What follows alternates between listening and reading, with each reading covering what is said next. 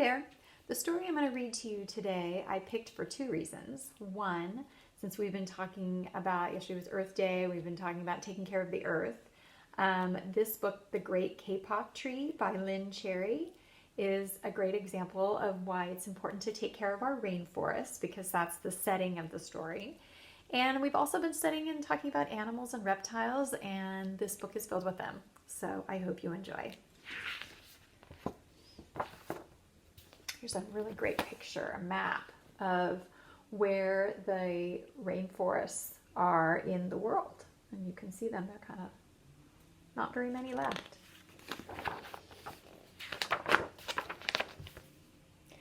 Two men walked into the rainforest.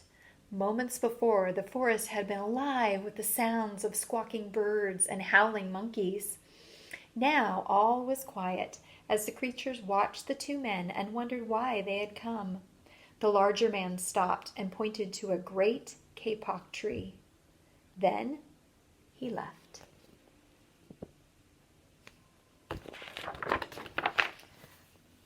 The smaller man took the axe he carried and struck the trunk of the tree. Whack, whack, whack.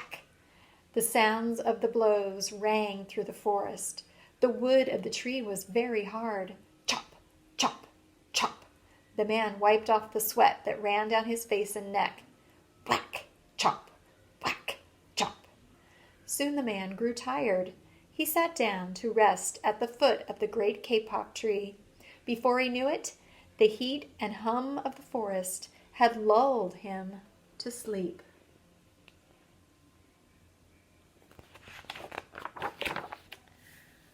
A boa constrictor lived in the kapok tree. He slithered down its trunk to where the man was sleeping. He looked at the gash the axe had made in the tree. Then the huge snake slid very close to the man and hissed in his ear, "Señor, this tree is a tree of miracles. It is my home, where generations of my ancestors have lived. Do not chop it down."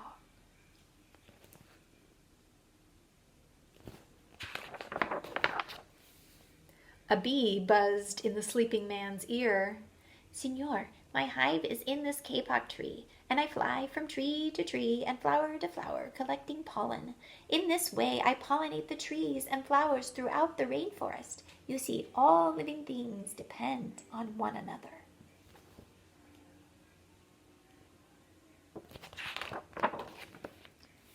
A troop of monkeys scampered down from the canopy of the great kapok tree. They chattered to the sleeping man. "Señor, we have seen the ways of man. You chop down one tree, then come back for another and another. The roots of these great trees will wither and die, and there will be nothing left to hold the earth in place. When the heavy rains come, the soil will be washed away, and the forest will become a desert."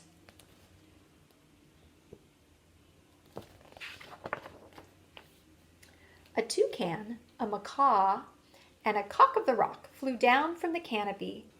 "Señor," squawked the toucan, "you must not cut down this tree. We have flown over the rainforest and seen what happens once you begin to chop down the trees.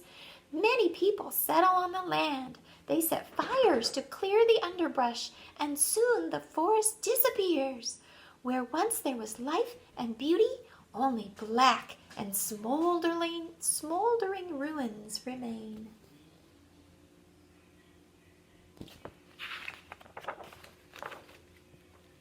A bright and small tree frog crawled along the edge of a leaf. In a squeaky voice, he piped in the man's ear, "Señor, a ruined rainforest means ruined lives. Many ruined lives. You will leave many of us homeless if you chop down this great kapok tree."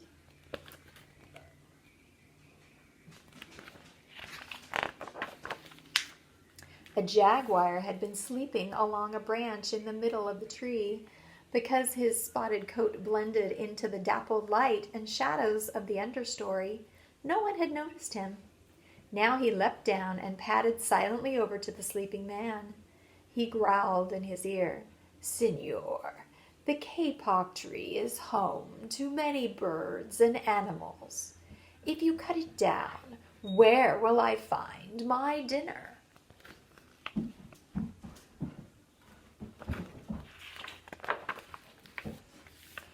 Four tree porcupines swung down from branch to branch and whispered to the man, Senor, do you know what we animals and humans need in order to live? Oxygen. And Senor, do you know what trees produce? Oxygen. If you cut down the forest, you will destroy that which gives us all life.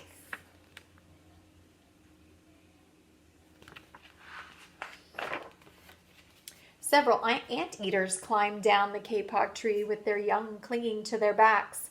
The unstriped anteater said to the sleeping man, Senor, you are chopping down this tree with no thought for the future. And surely you know that what happens tomorrow depends upon what you do today. The big man tells you to chop down a beautiful tree. He does not think of his own children, who tomorrow must live in a world without trees.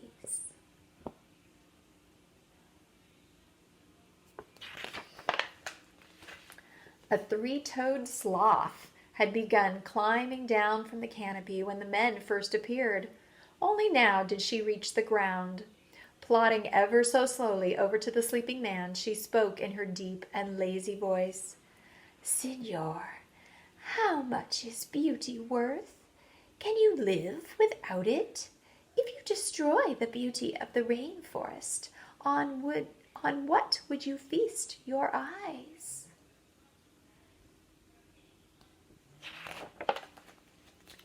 A child from the Yanomamo tribe who lived in the rainforest knelt over the sleeping man. He murmured in his ear, Senor, when you are awake, please look upon us all with new eyes.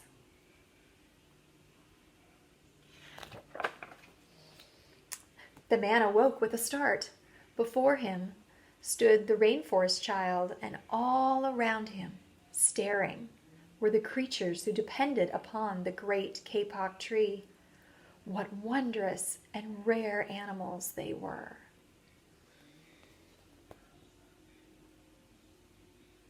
Look at all those animals. What a great illustration. The man looked about and saw the sun streaming through the canopy.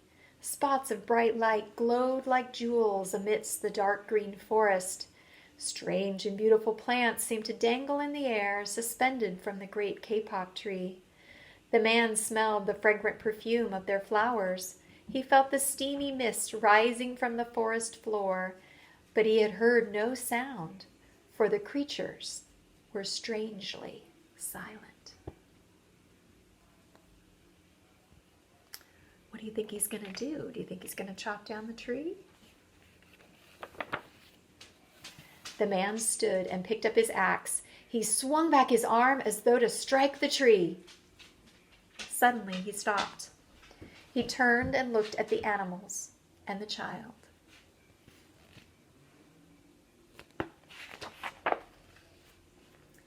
He hesitated. Then he dropped the axe and walked out of the rainforest. So I think he learned his lesson from those animals.